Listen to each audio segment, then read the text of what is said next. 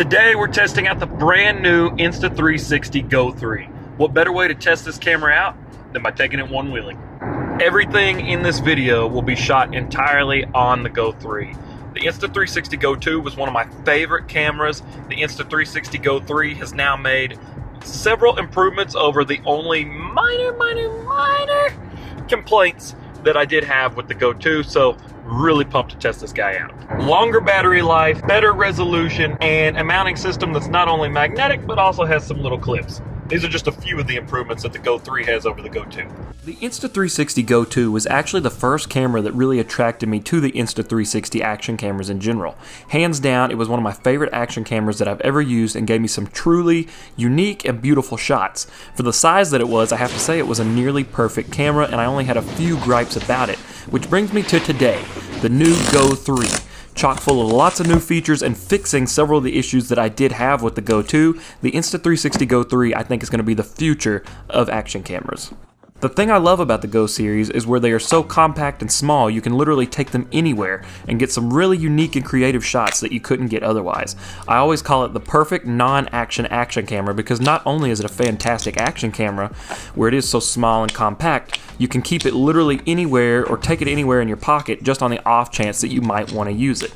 The Insta360 Go3 comes out of the box with a nice variety of accessories, making it extremely versatile straight out of the gate. In the box you get the necklace pendant mount, a sticky pivot mount, the action pod, and a hat clip. With my camera I also purchased the new quick release mounting system from Insta360 specifically made for the Go3 to make it that much quicker when changing your camera mounting up.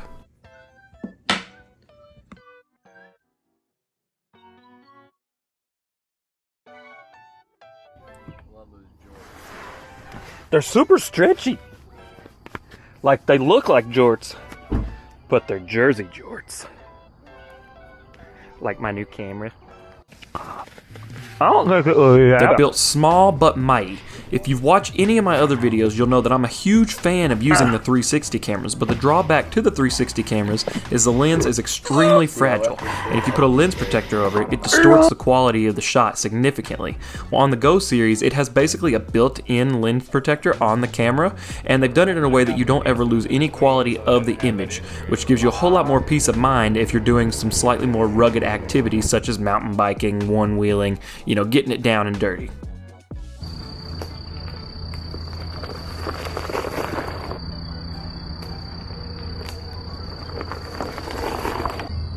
How's the other way look? Worse?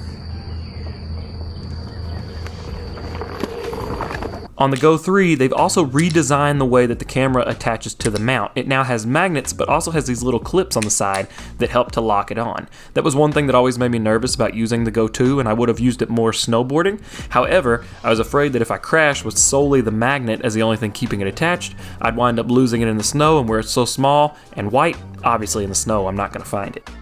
Now I know it's a whole lot more secure, so I definitely plan on utilizing this a ton more this upcoming snowboard season.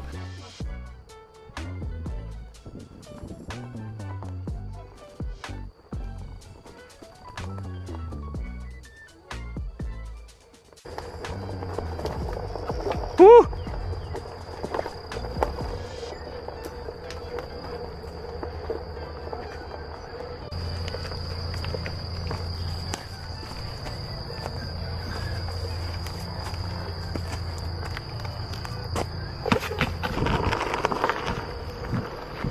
The biggest game-changing feature between the Go2 and the Go3 is the new front or rear-facing display. On the action pod, you have a display screen, and you can actually pop the Go3 out of the action pod and continue using that display screen even if the camera is not inside the action pod.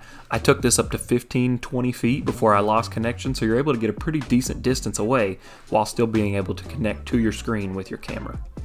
Also seen not a lot of people talk about is that on the necklace pendant you now can wind up the cord, so the excess cord is not going to be hanging out on you all the time, and it also came with this little foam piece that'll help you change the positioning or the angle of the camera when it is mounted to the neck mount. That way, you know, if it sits on your chest, sometimes it'd be pointing slightly up. This way you can angle it up or down to fit your filming needs.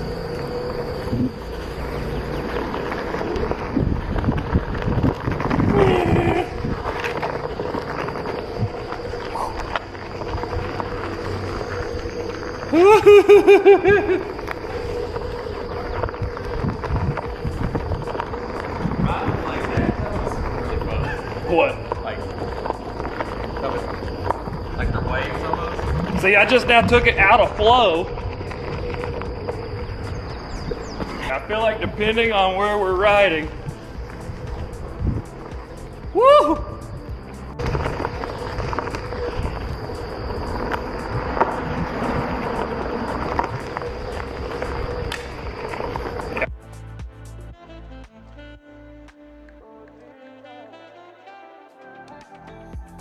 On my day testing this camera, I was completely blown away by the battery life.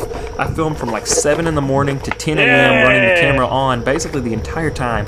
I still had tons of battery life and memory. And just for reference, I had the 64 gig model. I was super impressed with the amount of footage this thing can hold. And I also never experienced any overheating or any issues like that, which would happen with the Go2.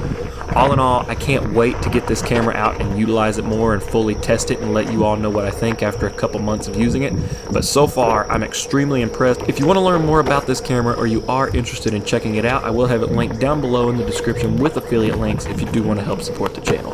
If you have any questions, hit me up in the comments, and if you want to watch another video, click here. Yes! Did you go down to the ground? Yeah.